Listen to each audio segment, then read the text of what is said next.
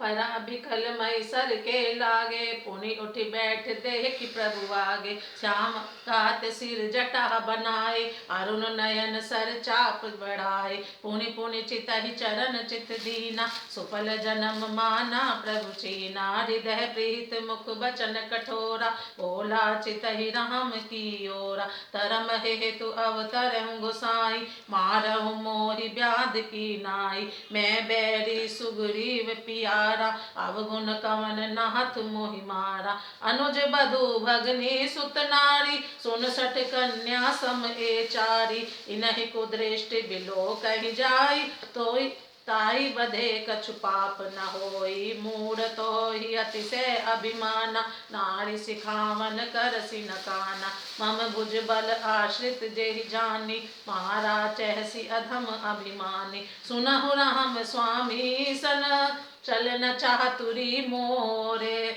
प्रभु अजहूँ मैं पापी, अंत काल गति तोरी। बाण के लगते ही बालिका व्याकुल होकर पृथ्वी पर गिर पड़ा, किंतु प्रभु श्री रामचंद्र जी को आगे देखकर वह फिर उठ बैठा। भगवान का श्याम शरीर है, सिर पर जटा बनाए, लाल नेत्र है, बाण लिए हैं और धनुष चढ़ाए हैं। बाली ने बार बार भगवान की ओर देखकर चित्त को उनके चरणों में लगा दिया। प्रभु को पहचान कर उसने अपना जन्म सफल माना। उसके हृदय में प्रीति थी, पर मुख में कठोर वचन थे। वह श्री राम जी की ओर देखकर बोला, हे गोसाई, आपने धर्म की रक्षा के लिए अवतार लिया है, मुझे व्याध की तरह छिपकर मारा। मैं वैरी और सुग्रीव प्यारा, हे नाथ, किस दोष से आपने मुझे मारा? श्री राम ने कहा, हे मूर्ख सुन, छोटे भाई की स्त्री, बहन, पुत्र की स्त्री और कन्या, ये चारों समान है। इनको जो कोई बुरी दृष्टि से देखता है, उसे मारने में कुछ भी पाप नहीं होता। हे मूढ़, तुझे अत्यंत अभिमान है, तूने अपनी स्त्री की सीख पर भी कान ध्यान नहीं दिया। सुग्रीव को मेरी भुजाओं के बल का आश्रित जानकर भी अरे अधम अभिमानी, तूने उसको मारना चाहा। बाली ने कहा, हे श्री राम जी सुनिए स्वामी, आपसे मैं चतुराई नहीं चल सकती। हे प्रभु, अंतकाल में आपकी गति शरण पाकर मैं अब भी पापी ही रहा। सुनत राम अति कोमल बानी, बाल सिहिस पर से निज पानी। अचल करऊँ तनु राखऊँ प्राणा, बाली कहा सुन कृपा निधाना। जन्म जन्म मुनि जतन कराही, अंत राम कही आवत नाही। जासु नाम बल शंकर काशी, तेत सबई समगति अविनाशी। मम लोचन गोचर सोई आवा, बहुरे की प्रभु वस बनहि बनावा। सो नयन गोचर जासु गुण नित नेति, कई श्रुति गावही। जिति पवन मन गो निरस, करि मुनि ध्यान कबहुक पावही। मोहि जान अति अभिमान, बस प्रभु कहूँ राख शरीरहि। अस कवन सट हटि काटि, सुर तरु बारि करहि बबूरहि।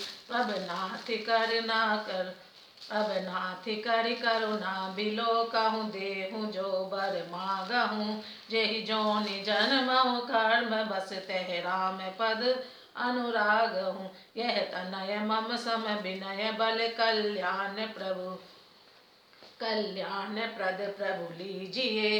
गही बाह सुर नर नाह, आपन दास अंगद कीजिए। राम चरण दृढ़ प्रीत करी, बालिकीन तनु त्याग। सुमन माल जिमि कंठ ते, गिरत न जानई नाग।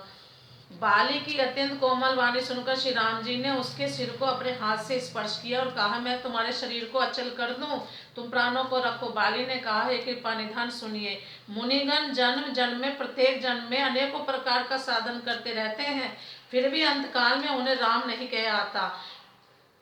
उनके मुख से राम नाम नहीं निकलता। जिनके नाम के बल से शंकर जी काशी में सबको समान रूप से अविनाशनी गति मुक्ति देते हैं, वे श्री राम जी स्वयं मेरे नेत्रों के सामने आ गए हैं। हे प्रभु, ऐसा संयोग क्या फिर कभी बन पड़ेगा?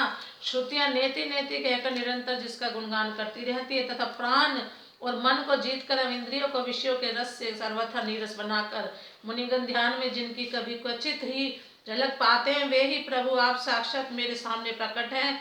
आपने मुझे अत्यंत अभिमानवश जानकर यह कहा कि तुम शरीर रख लो, परंतु ऐसा मूर्ख कौन होगा जो हठपूर्वक कल्प वृक्ष को काटकर उससे बबूर के बाढ़ लगावेगा? अर्थात पूर्ण काम बना देने वाले आपको छोड़कर आपसे इस नश्वर शरीर की रक्षा चाहेगा। हे नाथ, अब मुझ पर दया दृष्टि कीजिए और मैं जो वर मांगता हूँ उसे दीजिए। मैं कर्मवश जिस योनि में जन्म लूं वही श्री राम जी आपके चरणों में प्रेम करूं।